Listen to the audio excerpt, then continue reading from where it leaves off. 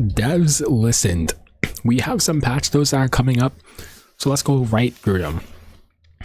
So, first and foremost, currency is getting completely changed. It's getting reduced. So previously it took you 1 million credits in order for you to upgrade to level 60, which made it very hard for you to expand on your account because you would blow through that immediately.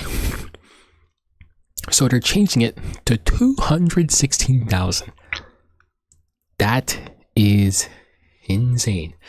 So to go up to level 60 and 7 million, it is 216. And for partners, it took 500,000. And once again, this is a ton. Now it is only 100,000. Beautiful. Any of currency that you use on level 60 units beforehand will get refunded into your mailbox. Next up, they're adding a new thing called Black Coin Trade, where you can get any upgrade materials or so in here, which makes it a lot easier for you to acquire these materials instead of farming. This way you can have like all these stuff that you can get from like your weekly missions or farming materials or upgrade materials in the shop. So it's another way so you can get more stuff to raise your combat tents without actually using your stamina, which is actually pretty good. They're now adding a new divine feature, which is changes the Reaper, so it fixes HP at level 1 for 3 normal battles. That's kind of okay. It allows you to skip normal stages, early stages more quickly, reducing time spent on deck building gameplay. Sure. This is one of the more important things because initially we did not have a clarification as to how much you can walk out of a run with. So you only could tell how much is the total amount you can leave your run with, but you can't keep track of how much each card is, which is kind of annoying. You need to use an outside calculator. So now they actually have that in game for you to see how much points are in your deck and how close you are to going over of it. It is much better.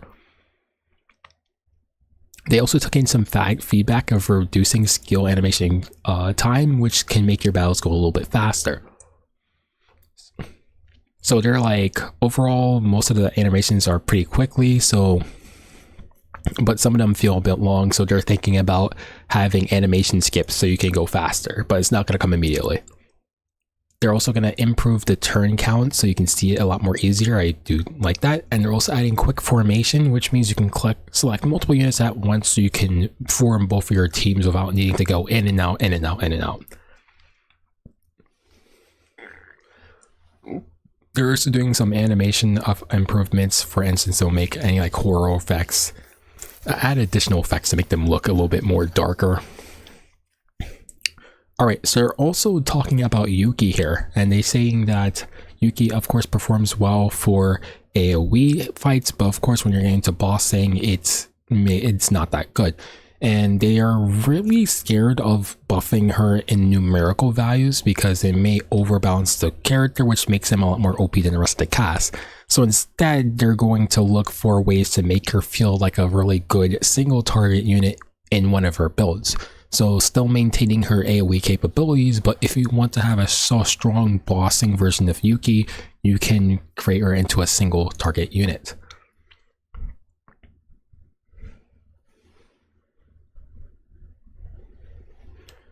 Next up, they're going to talk about dimensional tunnels, and it says you can also encounter them in regular Codex gameplay, which is taking our seasonal event and putting it into regular a zero system, which makes it a lot more, it means you can get a lot more cooler builds and a lot more like build options for regular Codex instead of just having it in the seasonal event.